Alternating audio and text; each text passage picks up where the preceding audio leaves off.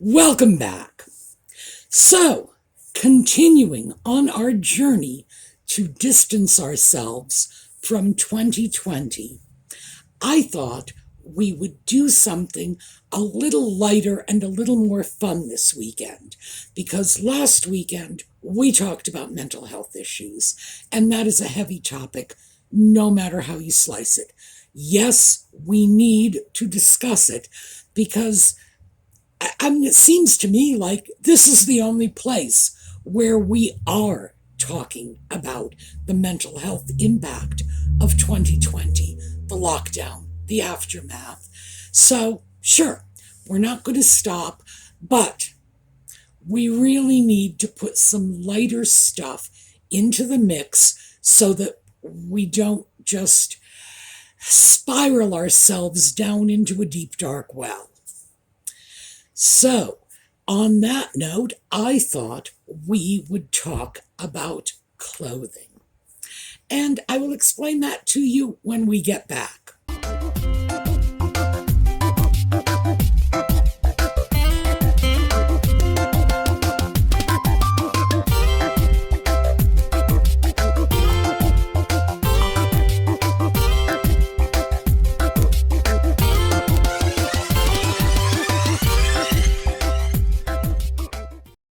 So, clothing, you're thinking, what on earth does this have to do with 2020?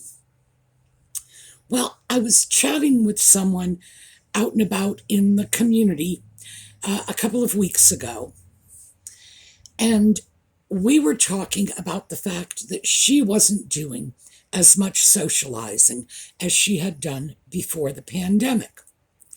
And we got into it a little because she was right in front of me, and I had the opportunity to have a discussion with her rather than the monologues you are used to.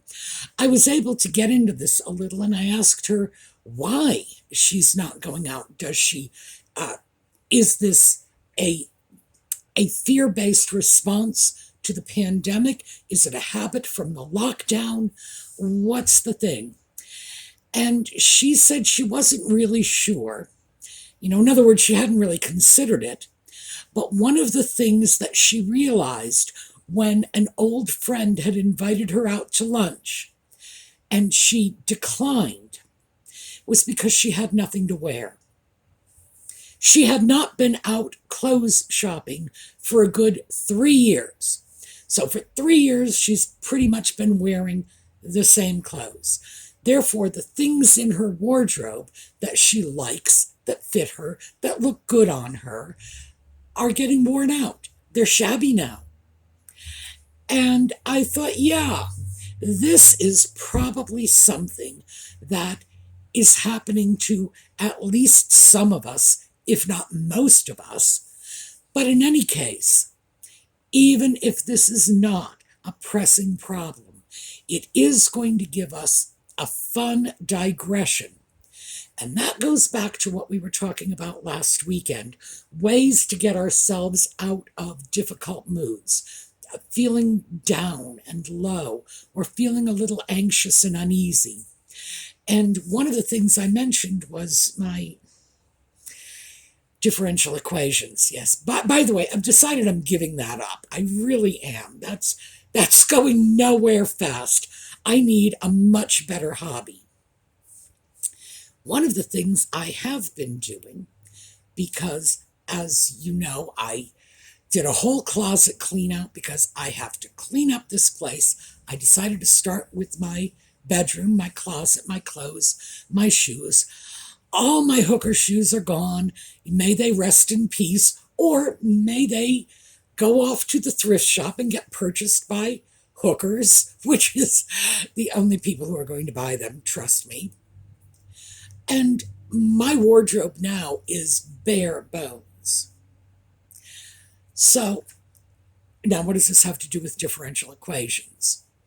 Having a project, having a little something that can occupy you, like seriously occupy you, take up time, energy, intellectual resources, can often cycle you out of an unpleasant mood very easily and with almost no effort.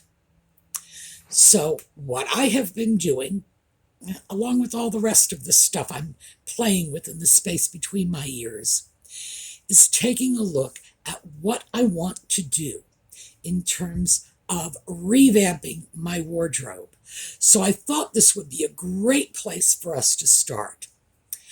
What I am doing right now is free, $0, 0 cents. I am not spending money on clothing. I am going on the internet and I am window shopping. I am working out what I want in my wardrobe. And the reason for this is the one time in my life when I have been truly happy with my wardrobe was when I was working, when I was in social work, and my wardrobe was intentional. It was well thought out. I felt it was me. But it wasn't accidental. It wasn't a question of going into a store and grabbing whatever I might have seen on sale or whatever I thought, oh, maybe this will look good on me. Nope. It was deliberate. I was working with a population that had been bounced around the system, and frankly, women with children on public assistance are virtually society's punching bags. So in order to function effectively with these women, I had to win their trust and their confidence in a few seconds. And that means a visual first impression. And that's how I ended up structuring my wardrobe. I purchased items intentionally in order to create this persona. I wanted to present a person who was capable and trustworthy and non-threatening.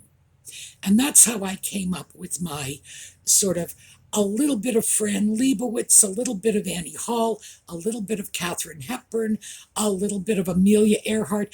Oh, and it was the 1980s, so there was a little bit of Kelly McGillis in that too. If you take a look at these pictures, some of the things you're going to see very quickly is that this is a very masculine sort of look. And that's something that I'm very, very comfortable with. If I can wear slacks, I prefer it. If I can wear a man's jacket with the sleeves rolled up, oh yeah, I'm going for it. The thing is, it worked. It was something that my clients were very comfortable with. It's something I was very comfortable with. And it was also something that gave me a little safe airspace from my colleagues. And not that I disliked my colleagues, but frankly, my supervisors were inclined to wander over to my desk and say, why on earth did you do this? What are you thinking? And they were definitely less so when I was doing my, hey, it's me, Fran Lebowitz, get out of my way. It was a little intimidating for them, and it gave me a little more space to do my job a little more creatively. Fortunately for me, the style that I was wearing in the 1980s is popular now. The kids are calling it dark academia. Great. They can call it Fred and Ethel for all I care. What it means is that I can go back to a style of clothing that I like, that I am comfortable in, and I won't be, sort of out of sync with the times. Now, being out of sync with the times has never been an exceptionally important consideration for me, but, hey, it doesn't hurt if you can do it. So that's where I am starting. And I am, to a very large extent, attempting to recreate a wardrobe I had 40 years ago. Hence the window shopping. I am on the internet trying to find pieces that are similar to pieces I had back in the 80s. Now, not straight across the board. The Elton John glasses I can do without. Because yes, I had glasses like this big. Well, we all did. Glasses like this big, they were scary. They were like bug eye glasses. No, I can live without them. Also, I can live without my workout clothes because despite the fact that I looked rather presentable going into the office, I looked like a circus clown going into the gym. This is what it looked like. I do have to tell you, though, I need to be fair and transparent. Most of these pictures are Halloween costumes. The embarrassing truth is most of these pictures could have been taken straight out of my dresser drawers. That truly is what I looked like when I was going to the gym in the 80s. Yeah, very, very embarrassing. No, I can live without that too. I can be much happier with less craziness in my wardrobe. Also, I'm not working out the same way I was. So, changes would have to be made regardless. So, now let's talk about how you can do this for you, because I've been talking about me and, I am being used as my own example in all of this, because I do want you to know I'm not suggesting anything to you that I am not doing myself. So, if we fall on our faces, we all do it together. I don't think we will, though. For me, I'm recreating a wardrobe. For you, it could be much less involved. It could be just getting a few new pieces for the first time in 3 years, trying to catch up with a little bit of style. And now, keep in mind, I'm not saying that it's our job to dress like the kids. The kids are dressing like I used to. Because to be honest with you, I would not be looking at young people's fashions if they were not, in fact, identical to the fashions I was wearing at the time. What the kids are wearing for them is very retro. For me, it's very, comfortable. I've been there, done that. But it never hurts to liven things up a little, and I know a lot of us are in this mess. So, for starters, whenever I do videos like this, it's not just a question of, oh, let me share with you what I'm going to do. No, it's more involved than that, because if I can't do a little research and a little tinkering, I'm not happy. I started off by trying to find out how much the average American woman spends on clothing each year. Well, the figures are all over the place. I have found numbers as low as $400 and as high as $2,500, and that's supposedly an average. I think the best guideline I found, which I think just intuitively is probably a sensible one, is taking 5% of your income and spending it on clothing. And if we're going to go up to 5%, that would have to be all of your clothing, your winter coat, your shoes, your boots. If it's going on your body, your purse, anything like that. If this is going to be part of your wardrobe, yeah. So I think that might be a good guideline, 5%. That may not work for some people, but I guess the bottom line is I don't know what the average is, and the people who are supposed to calculate these averages don't seem to know either. Because, $400 on the low end, $2,500 on the high end. Oh, and by the way, that's just the highs and lows that I found in some very quick research. For all I know, there's an even more broad range of estimates. The fact is, we should be spending some money on our clothing. And it's not just about looking good.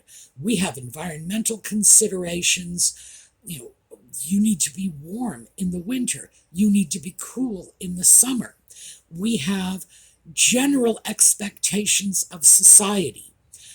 I'm tempted to say we can't go around looking like bag ladies, but I'm not going to be able to do that because I have been watching a lot of videos from the young fashionistas, and it's frightening to me how many of these beautiful young women in their 20s and 30s look like bag ladies. Apparently, the current trend is for wrinkled t-shirts and jeans with many, many holes in them.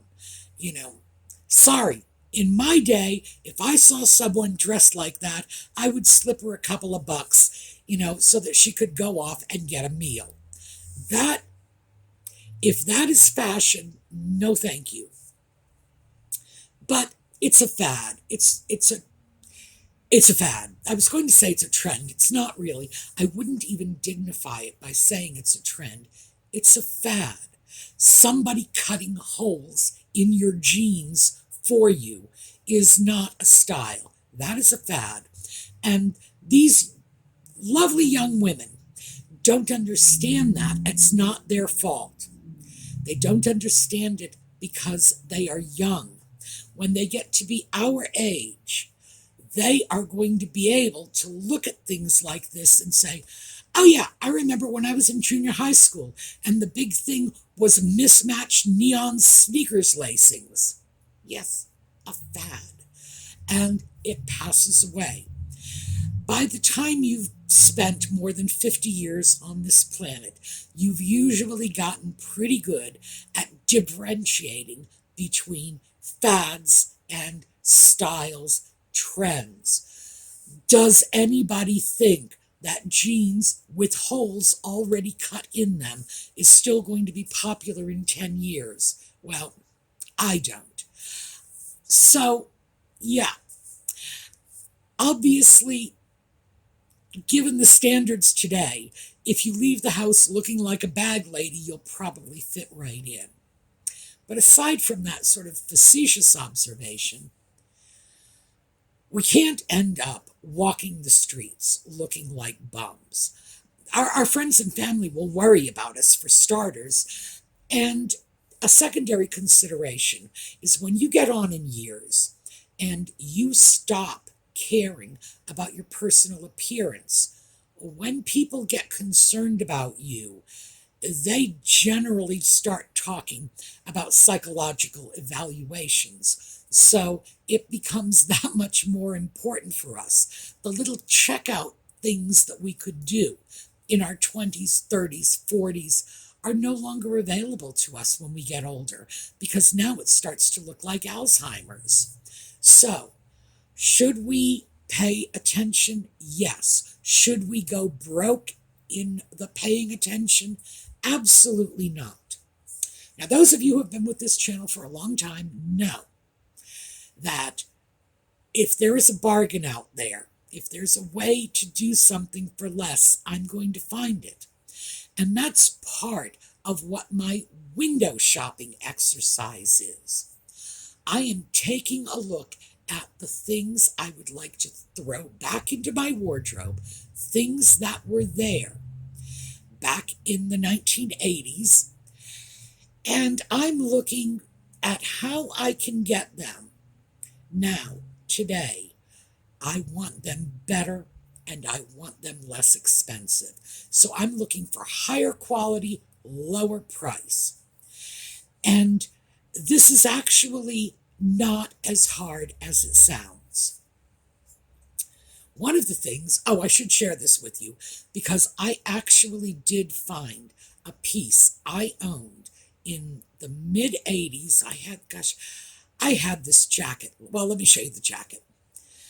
This jacket is a leather bomber.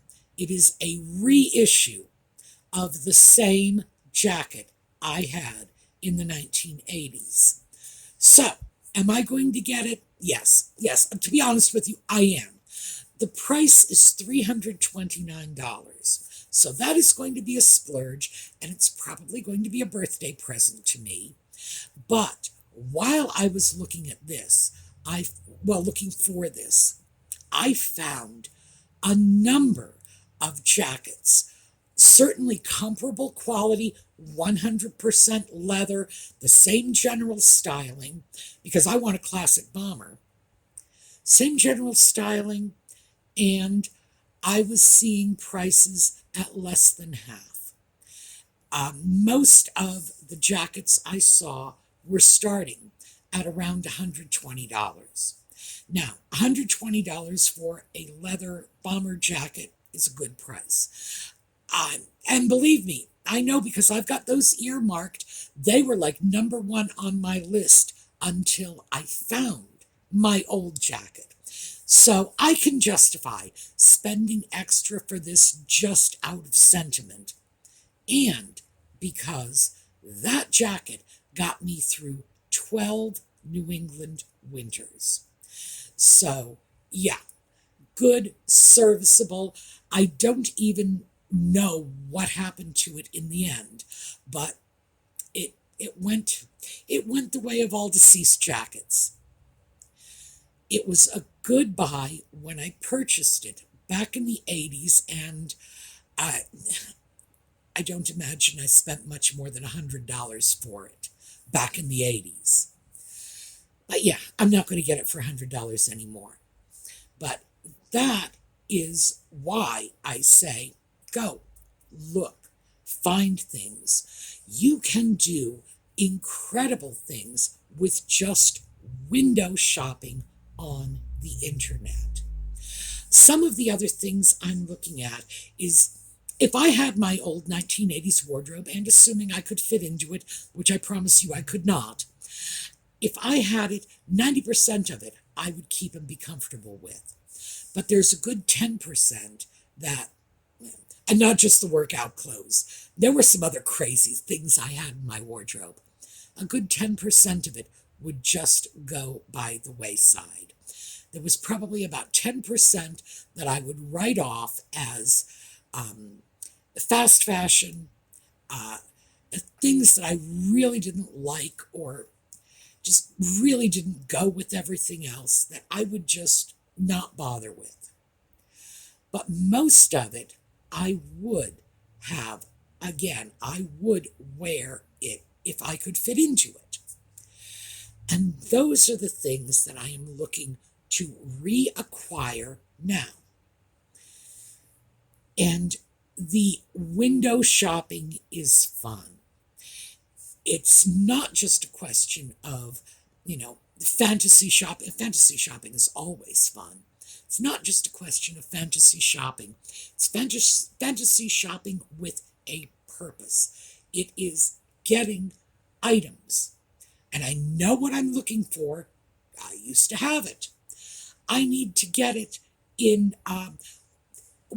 for example, the blouses I had that might have been nylon or polyester, that's off the table now. And I'm going to go for silk. Why not? Especially since I can get silk blouses today at a price that is commensurate with what I paid back in the 80s for a blouse. So if I would have paid $30 for a blouse back in the 80s, and I would, mostly because I didn't want to bother to shop, I would just grab what I saw and that would be the end of it. Sure, $100 today is not out of line, especially not if I can get a nice silk blouse for that price. So that is what I am doing.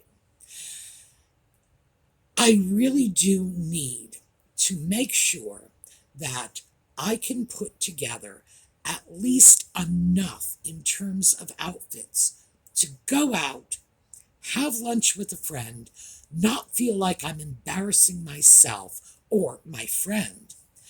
And I need to start making up for 3 years in which the only clothing purchases I made, I swear this is true, are socks and underwear.